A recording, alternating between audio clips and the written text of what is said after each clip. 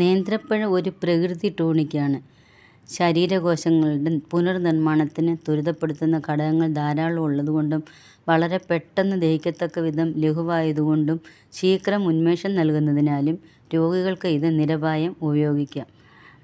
നേന്ത്രപ്പഴത്തിൽ ഇരുമ്പ്, ഫോസ്ഫറസ് തുടങ്ങിയ ധാതുലവണങ്ങൾ, niacin, riboflavin തുടങ്ങിയ വിറ്റാമിൻ ഇതെല്ലാം വളരെ ഉയർന്ന തോതിൽ നേന്ത്രപ്പഴത്തിൽ അടങ്ങിയിട്ടുണ്ട്.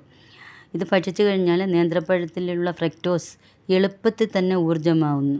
പ്രോട്ടീൻ, സ്റ്റാർച്ച് എന്നിവ കൂടാതെ magnesium, sulphur, iron, copper, calcium എന്നീ ധാതുക്കളും നേന്ത്രപ്പഴത്തിൽ വളരെ കൂടുതലായിട്ട് അടങ്ങിയിട്ടുണ്ട്. കൊഴുപ്പ് കുറവാണ്. രക്തത്തിലെ അമ്ലത്വം കുറയ്ക്കുവാൻ നേന്ത്രപ്പഴം വളരെ സഹായിക്കും.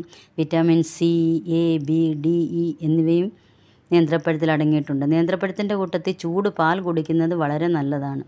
വളരുന്ന കുട്ടികൾക്ക് നേന്ത്രപ്പഴവും പാലും ഒരു സമ്പൂർണ്ണാഹാരമാണ്. എന്നാൽ ശരീരത്തിന് അമിതവണ്ണമുള്ളവർ പാൽ ഒപ്പം കഴിക്കാതിരിക്കുന്നതാണ് നല്ലത്. നേന്ത്രപ്പഴത്തിന് രസായന ഗുണമുള്ളതിനാൽ യുവത്വം നിലനിർത്താൻ സഹായിക്കും.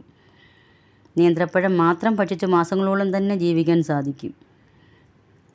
വൃക്ക സംബന്ധമായ രോഗങ്ങളിലും കുടലിനെ ബാധിക്കുന്ന രോഗങ്ങളിലും നേന്ത്രപ്പഴം മരുന്നായി ഉപയോഗിക്കാം.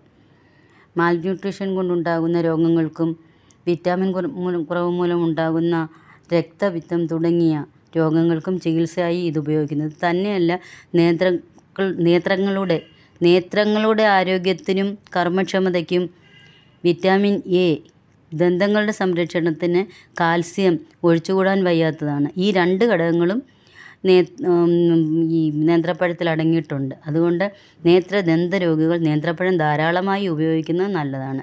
ഇരുമ്പ് ധാരാളമായുള്ളതിനാൽ രക്തക്കുറവ് കൊണ്ടുണ്ടാകുന്ന വിളർച്ച, വയറുകടി, ഉണങ്ങാത്ത വ്രണങ്ങൾ, സന്നിപാത ജ്വരം എന്നിവയ്ക്കും പ്രതിവിധിയായി ഇത് ഉപയോഗപ്പെടുത്താം. അതുകൊണ്ട് എന്നും നിങ്ങൾ 1 മുറിയോ നേന്ത്രപ്പഴം കഴിച്ചുകൊള്ളുക.